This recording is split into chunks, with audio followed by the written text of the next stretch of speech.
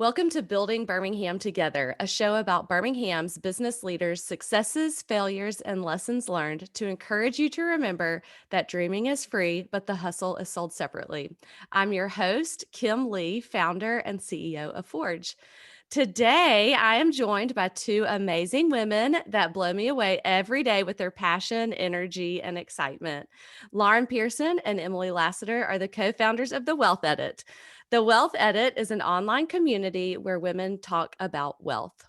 Lauren has been serving clients in the financial services industry for 13 years and has been nationally recognized throughout her practice, Somerset Advisory. Lauren has seen that not all women are on the same financial path, and the Wealth Edit was born from this passion.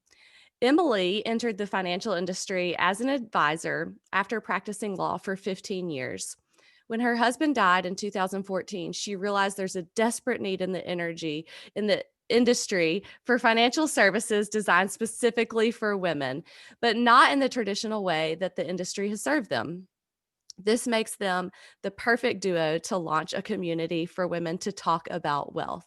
They believe the best communities are born when we learn something interesting together. Today, Building Birmingham Together is brought to you by Forge. Forge is Birmingham's first professional co-working space located in the heart of downtown Birmingham at the Pizitz Building. With private offices, open workspace, as well as meeting and event space, Forge is the place where small business owners and entrepreneurs come together, meet people, and get work done. If you would like to find out more about Forge, you can visit workatforge.com. Well, Lauren and Emily, thank you for joining us today. Thank you for having us. Yeah, we're so glad to be Yeah, here. I'm so excited to hear from y'all, hear about all of your adventures. And I know that we cannot wait to hear more about the Wealth Edit, but I feel like the start of the Wealth Edit comes first from Lauren. I would love to hear more about what you do with Somerset Advisory and your journey to bringing that firm here to Birmingham. Yeah, well, thanks so much for asking. Yeah, it has been a journey. I started as an advisor in Beaufort, South Carolina. I'm actually a journalism major, and my husband said, "Will you marry me?" And we're moving to Beaufort, which has about 12,000 people. So it really kind of altered the trajectory of my career. So one of the only jobs available in Beaufort, if you weren't, a lawyer, a doctor, or a CPA or independently wealthy, was to be a financial advisor. And so I entered the industry in 2007, right before the Great Recession. And it was just a big learning curve as to how people were kind of like interacted with their advisors. I came into the industry when there was a lot of fear and a lot of confusion. And so it really helped me become a quick study on what people really need, which is to be in a relationship with someone and to have someone sit on their side of the table and kind of think through their wealth strategies, which is really what I've done. I started at a large wirehouse firm and stayed there for 10 years. I had 3 babies and we moved to Birmingham during that time. And so once we knew we were going to be in Birmingham long term, it's when I felt like I could really think about where the best place to steward the wealth for my clients would be long term. And what I realized, I'm a certified financial planner. I decided, since I was a journalism major, that I needed to get some credentials under my belt. So I became a CFP, and we practice the fiduciary standard of care in the industry, which there's 2 standards of care, but the fiduciary is the more stringent one. And it says, I have to, in order to make investments for you, your interests have to be ahead of my own. And that was very important for me to practice at a firm that held similar values and really cared about the fiduciary standard of care. I looked at some local firms, and there are some great local firms doing amazing work. But the way that we invest our clients' money is through active management, which means that we're not using a lot of index funds. And so finding this institutional style of active management in a kind of smaller registered investment advisory type of place proved to be a little bit more difficult than I thought. So I interviewed with 18 firms, and I took the search national, and I found Hightower after a lot of due diligence, and it just felt like what they were trying to build, with allowing the advisors to build a firm that they of their dreams, really, with the fiduciary standard of care and the right back office support, is how I launched Somerset in Birmingham. So I've been with Hightower for 4 years, and Emily joined me at Hightower in November. And really, what I've learned over those 4 years is like who we we feel here that like we're really good at serving a few people. It's funny, we both met this person at different times, and they said, we want to own wealth management in Alabama. And we thought, not us, like I don't want that. And we really don't. So we just want to do well by a few.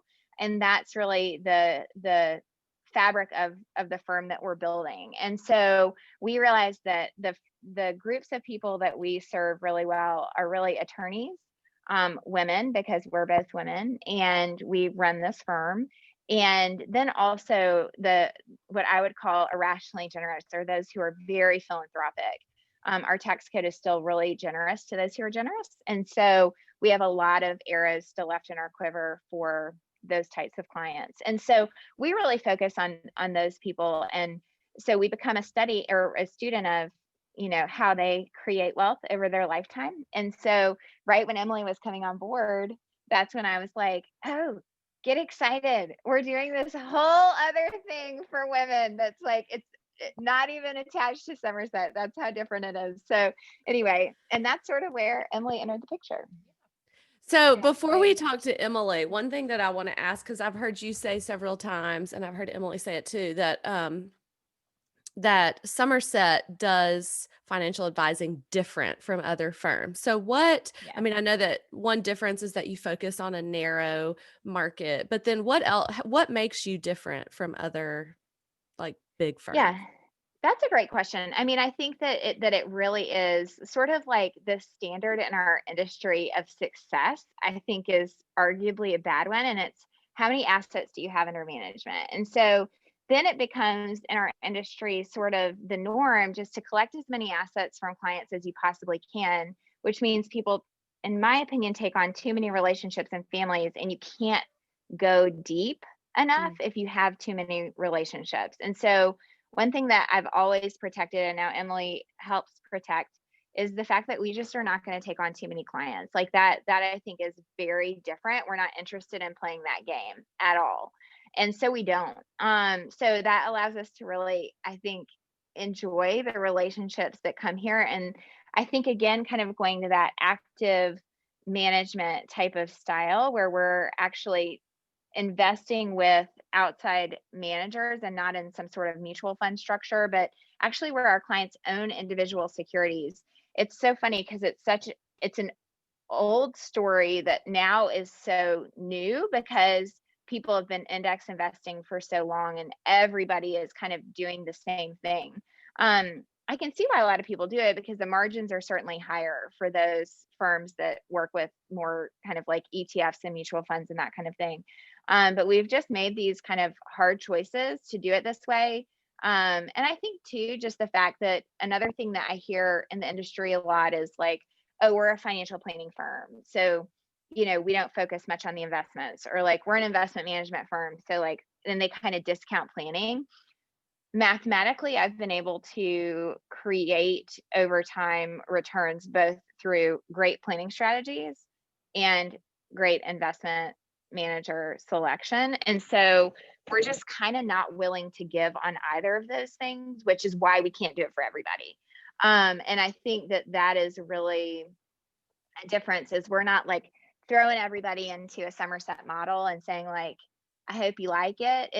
That's just not what we do here. And so I'd say that those are some pretty key differentiators from what I've seen in the financial advising landscape. Would you add anything? I agree with everything you said. Yeah. Yeah, I mean, where my story begins has a lot to do with just that, because what, my husband died. I've practiced law for 15 years, and then my husband died in a plane crash, very sudden. And thankfully I was able to stay at home with my girls for a couple of years. But during those 2 years, I really searched for what my next career step was going to be. I knew I wanted to work, but I didn't know what I wanted it to be. Obviously, events like that will cause you to have some perspective and decide, I really don't love what I'm doing. And I really want to do something I feel passionate about. And so I really thankfully had some time to reflect on that and what that looked like. And just through my circumstances, I would come into contact with so many young widows. And then it became, women that were going through a divorce or what. And it was just, I was talking to these women all the time and hearing, they would ask me questions just because I'm an attorney. And so they were like, oh, she can help me with some of the business side of things. And the questions they were asking, often I would ask them, I'd be like, what does your advisor do? And thankfully my dad is an advisor in Montgomery, Alabama. And so he had helped me, so much along the way.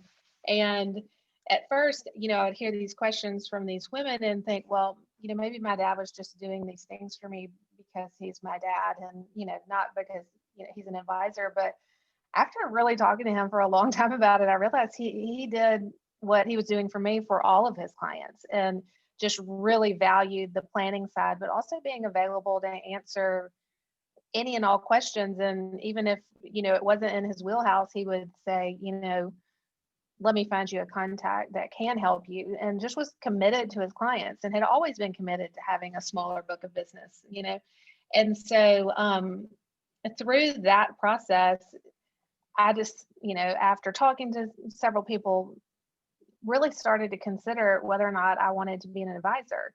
And there's definitely a long story there. We don't have time to go into all of that, but it was just like, well, but time and time again. do share a little bit. Your first plan was not to become advisor. Your first plan That was is to right. what was No, it your first wasn't. plan? So in talking, yeah, this was kind of funny. I was like, this shows how naive I was at the time and how little I really knew about the industry. And That's how right. little so many people know about the industry and the different services that are provided by different advisors. So I have this just wonderful plan to create sort of like a mentor program where an advisor would agree to mentor a widow and just say, like, let's walk through the steps that you need to take. And then, if they ended up being able to work with them as a client, that's great. But also with just the perspective that not all widows have money. In fact, many of them do not, and they need help just the same as the women that do have a lot of assets. So, for me, I was like, what if we could just get these advisors to volunteer to mentor, one widow, just to walk her through those first few months and make sure that she's getting everything done that she needs, and then finding the right advisor, because not all advisors are the right fit. Like at Somerset, we serve a very, small slice of the market, but there's so many other great advisors that serve others. So I started meeting with advisors to tell them about my wonderful plan. And just within that first meeting, the first time I did it, they said to me, okay, I mean, I think it's a great idea, but why don't you just become an advisor? I mean, why make this a volunteer program? And of course, that's what I'm saying, like being naive is, of course I was thinking, this is, all the advisors want to work with the widows. They've been trying to figure out how to serve them well for a really long time. And so after meeting with several advisors and getting pretty much job offers from all of them, I realized that, wow, there is a need in the market here. And along the way, so just as, at first, the first meeting, I was like, absolutely not. That's crazy. The second meeting, I was like, oh, that's interesting. Then I went to my dad and was like, hey, like, what do you think about this? And he sat there and he's real thoughtful and quiet. And he was like, I actually think that's a great idea. And, so there was the seed. It was planted like, okay, this is a possibility. And so then I just kind of got out there and started talking to as many people as I could. And during that process, almost every day, somebody said, have you met Lauren Pearson? Like, you've got to meet Lauren Pearson. Lauren Pearson. And people are saying the same thing to me. Yeah. It's the same thing. And so that is how Lauren and I met. And at the time, though, Lauren had just started Somerset and was not in a position to hire me. But what's so great about her, and one of the things that I just appreciate the very most, is that she gave me the confidence to say, I'm going to do this, and so many women need to hear that. Like, no, this is not the easiest path for you to take, but it's something that's really needed and you can do it. And just as a widow, I'd had so many people sort of indicate that I needed to stay in this safe spot, like, you don't want to take on more than you can chew. You can't. And instead, Lauren was like, I think you should go for it. And there was something that was so freeing about that, and just that I didn't hear, very often, and encouraging and empowering. And so I will always be so appreciative of her for doing that for me. But then, so I went in and I worked with my dad at his firm in Montgomery for just to get some experience, and loved that time with him. But after a year, Lauren came back and said, hey, I think I have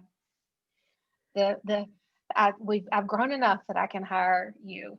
Are you interested? And so, my dad, who's getting ready to retire, was like, I think this is the right move. And so jumped on board with Lauren, and here we are. And yeah, about 5 minutes in, she was like, hey, I can't wait to tell you about the wealth edit. And I was like, what's the wealth edit? And here we are today. But what I love about the wealth edit, and we'll tell you a little bit, I'll let Lauren go into a little bit like where her idea came from. Yeah. One of my, like, as you heard with me saying I wanted this volunteer program, was that I really also wanted to be able to serve those women that couldn't afford to have an advisor. Right. And so it was just really a gift to hear that, because I was so excited, because the wealth edit, we can serve our private clients with Somerset, but then the wealth edit allows us to educate the masses on what it's like to be a female in this world, and the need to talk about money. Yeah. All right. So Lauren, tell us how this evolved, how you came up with this idea about the wealth edit. Yeah. So, it was really in 2019, I said, I am going to study how women make money. I did the same thing with attorneys in 2017. I just became like a student within my practice. And I was like, how do they make money? What is important to them? What planning techniques can I align with their values, and how they make money? And so, with attorneys, it was much easier because it's like 0.25% of the US population, where women are over half. So I knew it was like a different type of adventure. But in talking to women, so we had all of these round tables, and we just asked questions that like had been on my heart for serving women for 13 years, because every time I'm at a cocktail party or when I'm at a play date, I don't do play dates anymore, but like, with my kids, they'd say like, well, what do you do if they asked? And I'd say, oh, I work in wealth management. And they're like, oh, I don't know anything about money. Like, everybody who was a woman would say that to me first. And I was so bewildered, because I was thinking, okay, I'm a journalism major, and I like really didn't know anything about it either before I got into it, and it was just kind of, but it's almost like this screen that women put up as like a defense mechanism, because we're taught when we're little, like, not to talk about money. And we're taught it's tacky, and we're taught it's taboo, particularly in the Southeast. And so then, like, the more I started thinking about how women interact with money, it's like we make financial decisions all the time. I mean, and big ones. Like, you hire an interior designer, that's like a 5 to 7 figure financial decision. You buy a car, 5 to 6 figures. Like, it's definitely, it's just, we don't put it in the context. If we're making a decision for our home, it's like, oh, I want it to be a more welcoming place for my family. Oh, I want it to be X, Y, and Z. Like, we talk about money in ways that are very feminine. And I think that that's where the industry has largely missed, is that we have bucketed, if we talk to women at all, which this is a very male dominated industry, there are only 14% of CFPs that are women and who are client facing. And then of course, if you add women of color, that number goes down drastically even more. And so it's just a huge problem, but it's the way the system was made. I mean, the system was made by men for men. So it kind of makes sense that it works that way. And so I was like, but all the while, like, even male dominated firms understand that women are a big part of the story and that most women are going to be in charge of their money at some point in their life. The stat there is actually like 90%. And whether that's caring for your family members that might be sick, being divorced or widowed unexpectedly, being single when you weren't expecting to be single. There's just a lot of ways where women are unexpectedly the financial head of household, yet we're not given any arrows in our quiver in the way that we just normally talk to each other to kind of sort this. And so that's really what I thought about with the wealth at first. And then the second thing is, if we're acknowledged at all by anyone in financial services, they just like they splash their website with pink and say like, I hope you love it, and like that is really, or maybe we have a conference for all women. And like Emily and I are the perfect example of people that like, we're friends, we hang out together. Like if you didn't know more about our stories, you'd think that we're really similar, but our financial paths could not be more different up to this point, and they're going to continue to change. And so what I then looked at is like, okay, not all women are the same. Of course, half the population isn't the same. Like to me, that's kind of like of course, No. but that's not how the industry thinks about us. And so we really created kind of like a fun quiz where you could determine what we call a glide path, which we have 6 right now. I actually am of the conviction that there's more out there, where we just don't have, we took the data points that we had from our private practice. So the situations that we've seen in Somerset, we bucketed them over that 13-year history and kind of put them into like, okay, what are some commonalities that we can actually explore, celebrate, and communicate to a larger group? And so that's really the idea of the wealth edit. And also women would come, and because Somerset is so like narrow, it really made me sad when a woman would come in and we couldn't help her. She just wasn't a fit for Somerset. But when I would encourage her to go to a different firm, because there's some really good ones that we would highly recommend, they would never go. And I realized that like that's the gap. Like that's the gap that the wealth edit fills, is like just getting women to a place where it becomes part of their vernacular to talk about money.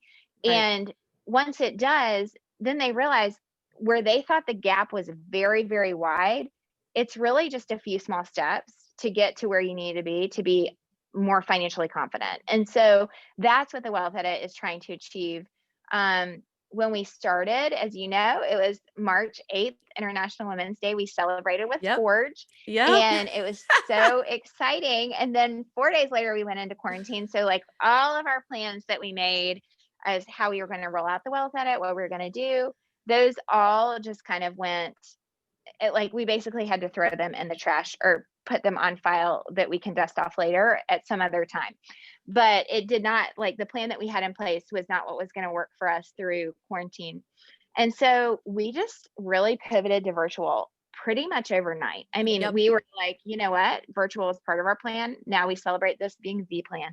And Yep. that's what we did. And we thought that there would be the other thing that we have, there are great, wonderful marketing strategists out there. And ours was very interested, since it was such a brand new concept, because no one else was doing anything like this, is, well, you need to give it to people for free and then maybe they'll forget their membership. I'm like, no, we are going, if we have 5 women that we can build around, and we realize that this is like a great luxury given that we're running another business too that's like feeding our families.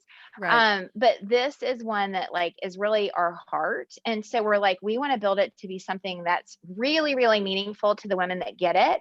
And so we really thought there'd be like 5 women. And then within a month, we had like 100, which was so awesome.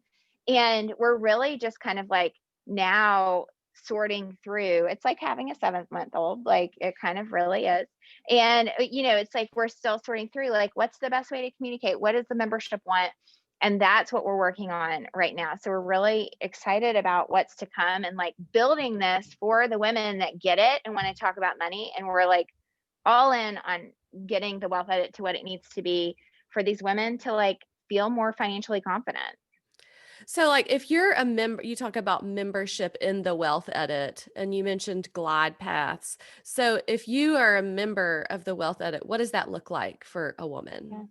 Yeah. So the wealth edit is $34 a month. So that is, just a monthly subscription. And with that, you get access to everything that we offer. And, the website is filled with great content. We have a couple of courses on there that will soon be more. I mean, we have so many ideas. One of the cool things that we do have from this is that when you initially go to the website, you fill out your survey to figure out what glide path you're on.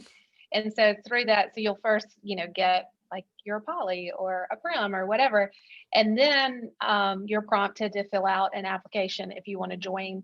And we do have an application process, and really for two reasons. One is that we are gathering just great data on what women want to hear about.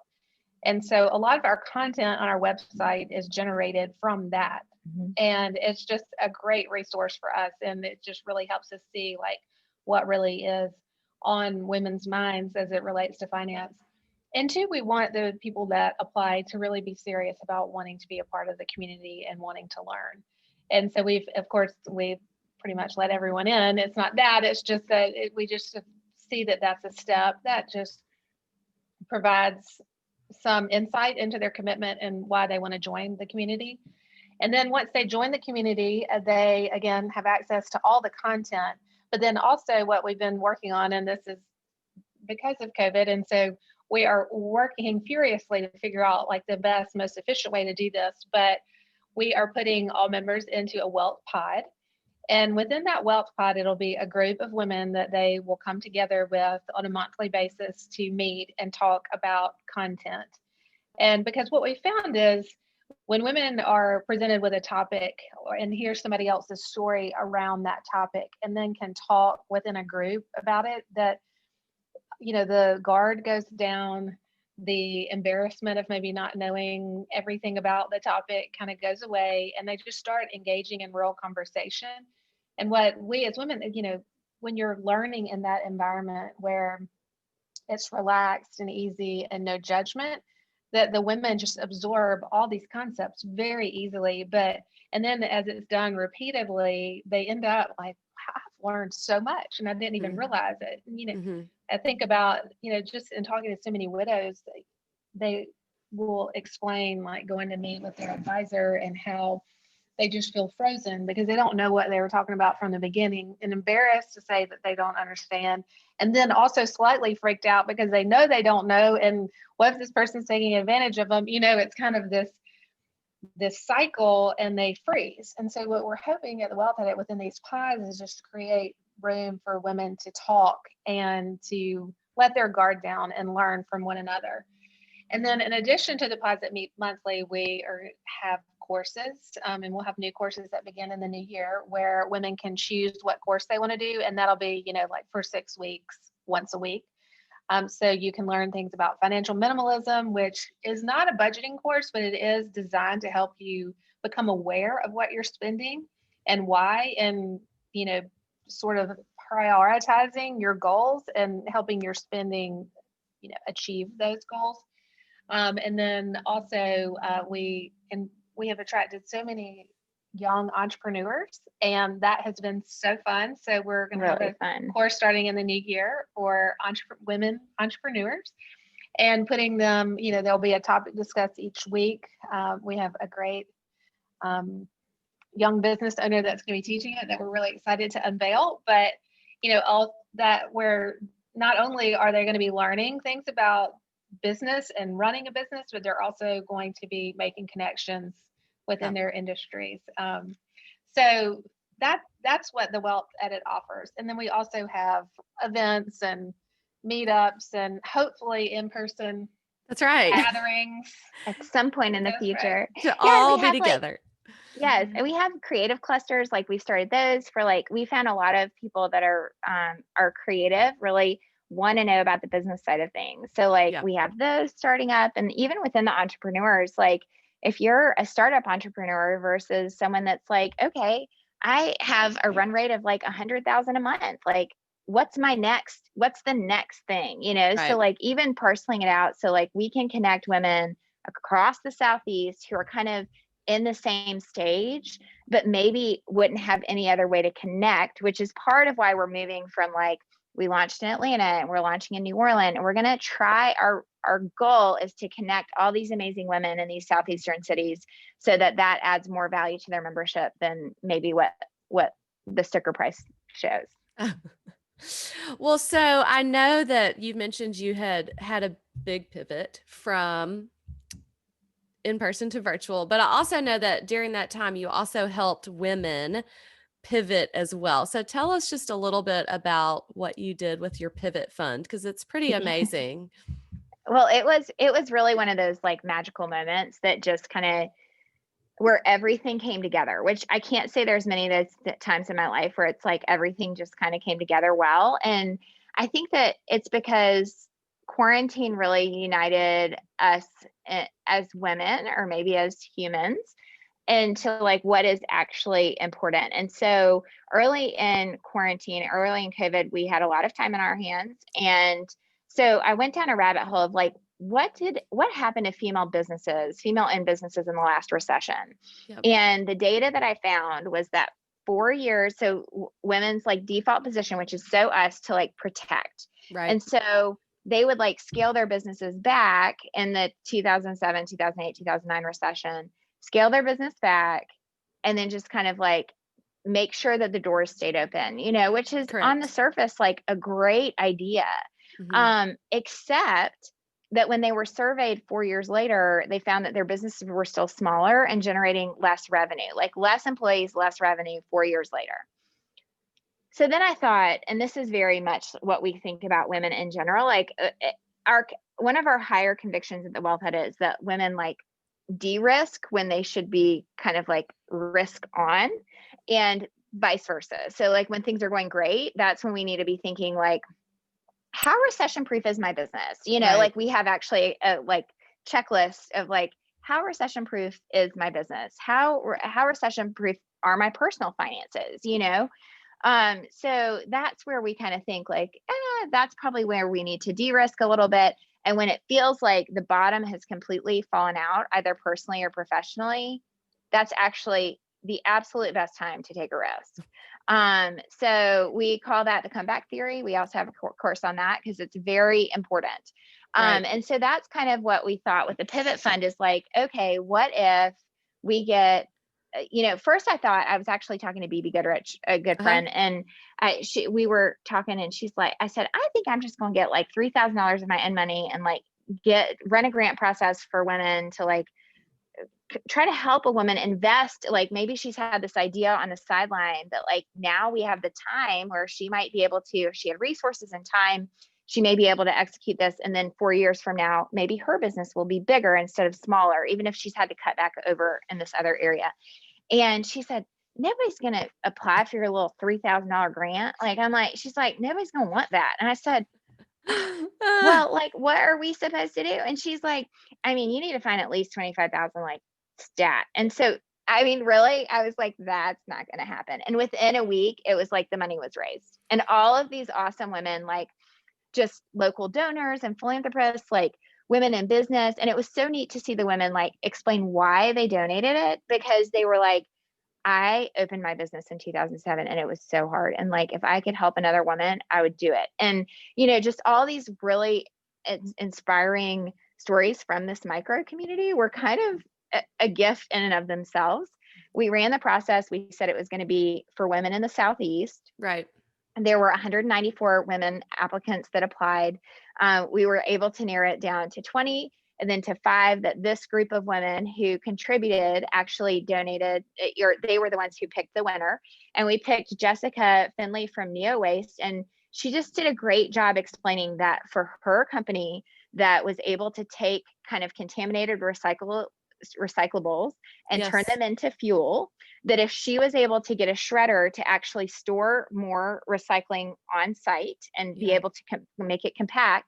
And she just did such a great job. It's such a complex business. I can't even do it justice. But she's like, I'm going to buy a shredder with the $25,000. And she did. And she sends us pictures of the shredder and it's so cute. Like it feels like it's ours, and we're just so happy for her that she was able to kind of help grow the front end of her business while the back end of her business was kind of on pause because of COVID. So it was just a magical process. We really want to run one again, but our PR firm says no, not right now. But we're going to, like, at some Okay. point in the future. What would you say about it?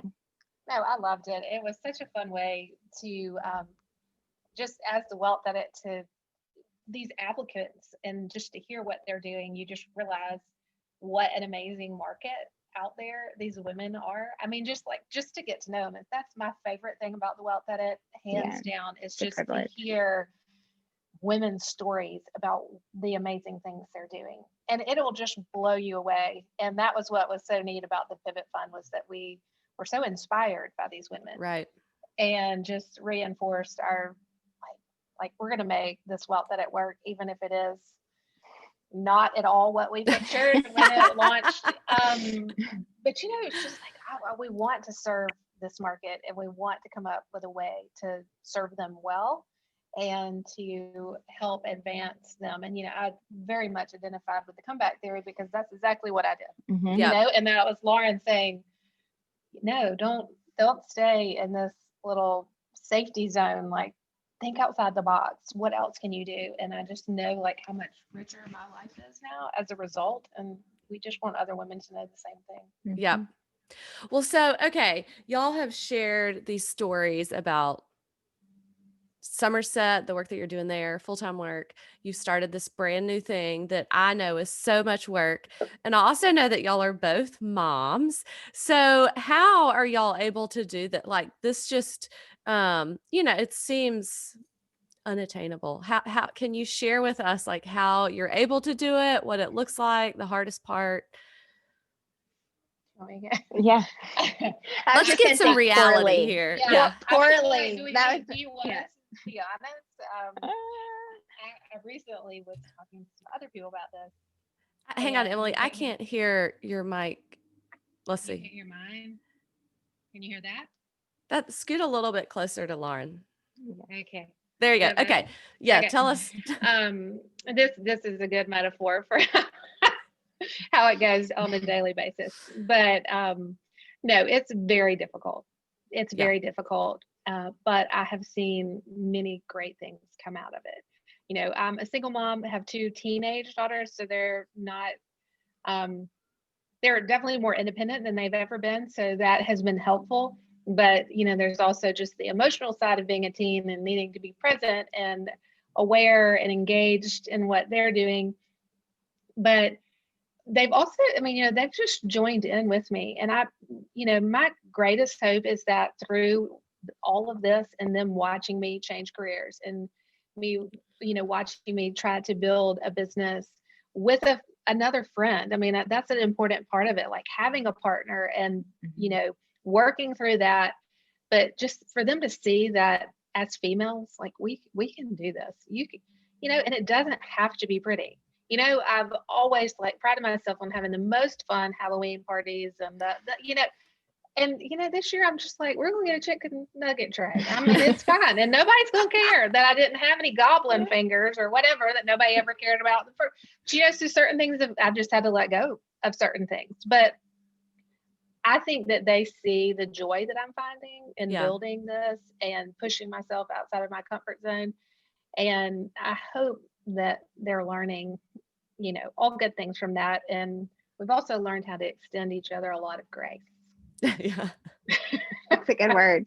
And it just is a full time. We work at Somerset from 8 to 5, and I feel like we work for Wealth Edit from 5 to 8. And at some point we sleep in that. I'm a night owl, so that's good. And then Emily rises early. And so, it just kind of gets done. But our mantra is present over perfect. And that's just what we try to be. Wherever we are and whatever we're doing, we're working on being present over perfect. And that, I think, is, if I could teach my girls anything, that's okay. You don't have to be perfect. That is such a farce. And so, this is definitely whether we like it or not, showing that it's very imperfect, but in a way it's also incredibly beautiful and it's fun to build, and it won't be like this forever. So it's kind of, it's cute. We had the women on from the Southern Sea on Wealth Edit Wednesday the other day, and they were so awesome, but they were looking at us they were like, oh, we remember when that was Oh, the stage, and it was yeah. cute because I mean, it won't last forever so to like try to enjoy it in all of its chaos as much as possible is really the goal. Yeah, so I would say that. Yeah. Well, one of the things that I just love about the work that y'all do and personally about y'all and Emily and your story is just how important it really is to encourage women. And Emily, you made such a great point that I think as women, we forget and overlook just how Lauren said, you can do this, go for it. Like you can take a risk and just the impact that it's had on your life and the life on your girls. And just to be reminded, like we can do it and how far that support really goes in the lives of other women. Mhm. And you'll find people that will like help lift you up at the time you need it, or tell you the truth. I mean, it's amazing how supportive women can be of each other and like how much women are capable of doing. Like, I think women can do anything. Like, we tell ourselves a different story sometimes, but like, that's just not true. Like, I've seen women do things that I'm like, that was pretty amazing. Yep, Like I did not think that that could be done. And here we are still talking about it. So, that's anyway. right. Okay, I have some rapid fire questions for y'all before we end. One, what book have you read that has impacted the way that you do business or is one that you would highly suggest? Mm, you go first on that one. I'm All gonna have right. to think. I like the 12-week year. It actually changed everything for me because I realized that I was putting my goals on like a calendar year, like I was very big into like writing out a business plan and doing the whole thing, but it was over a year time frame. And really, I executed 80% of that in like October through December. And so that's the whole premise of the 12-week year is that like you break your goals into like very tangible, very quantifiable, like 12-week goals. And that has kind of changed everything. I'd say specifically for Somerset, where it's like I just look at goals as almost like micro goals instead Mhm. of larger ones. And then also in building a team, I love the book called Traction. Oh yeah. And it's about putting the right people in the right seats, which was very hard. Like, don't read it unless you're willing for your whole world to be turned upside down and like see what's left. And that's the kind of book it is. Like, if you execute on that book, like you will not have the same people in at your company in 6 to 12 months. Like, it is the craziest thing. So, I was gonna say Traction because Lauren had me read it before I ever even came to Somerset. But it really did shape the way that I looked at our roles and how we were working within Somerset because Somerset was growing and we knew that we were in a position to then begin bringing on other people. And so for me, not only am I a new advisor, but as an attorney, you work with a firm or a company and you're not really handling the business ownership side of things. You go in and do your job and then Right. leave and come back and do it again. So that was really, really helpful for me to just understand how important our roles are and then figuring out how best to put that puzzle together so that everybody's plugging in and providing the most value where they can. That was really helpful. I'm trying to think. There's just I feel like all I do is like listen to books like that all the time, and uh, Well, that's I'm like great. drawing a complete Yeah. blank. Yeah. No, that's great. One is a good takeaway for people to have. Well, thank you ladies so much for joining us today. So if somebody wanted to join the Wealth Edit, is the best way just to go to the website? Is that yeah, you just go to the website, you take the quiz. It takes like just a few minutes. Just make sure you complete it to the end. Otherwise, we won't be able to get in touch with you. It leads you right into the membership application and it'll give you your glide path. So you'll at least, if you take the quiz, know a little bit more about some things that may describe you Mhm. and your financial path. Then we're pretty good about doing acceptances once or twice a month. So it may not be overnight, but you will get an acceptance to join the Wealth Edit, and then it'll lead you to a payment screen, and then you're in. All So, right. and we'll place you from there to make sure that you get connected. But I'd say the thing, if you decide to join the Wealth Edit, like give yourself the gift of like joining one of the pods and actually being a member of one, like own that. And it might be awkward for like 1 minute because you're like, oh, these are people I don't know. Truly, that is where the magic happens. And it's so neat to see these women come together and be like, just like we ask each other, like, oh, where'd you get your hair done? Like, you start asking those questions about financial things, and it's amazing how much you learn so quickly. So anyway, what do you say? Yeah, absolutely. I think a lot of women are intimidated to join the pods and to actually participate, but that truly is, It's the best. yeah, the heart of what we do. Okay.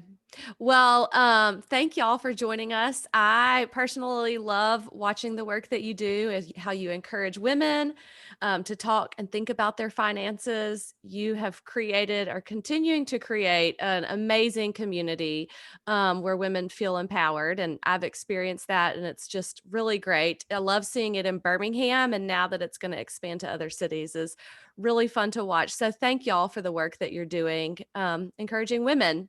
And thank you, Forge, for bringing us this podcast today. If you are tired of working from home and looking for a professional place to work to get things done, Forge is your solution. You can visit workatforge.com to schedule your tour today.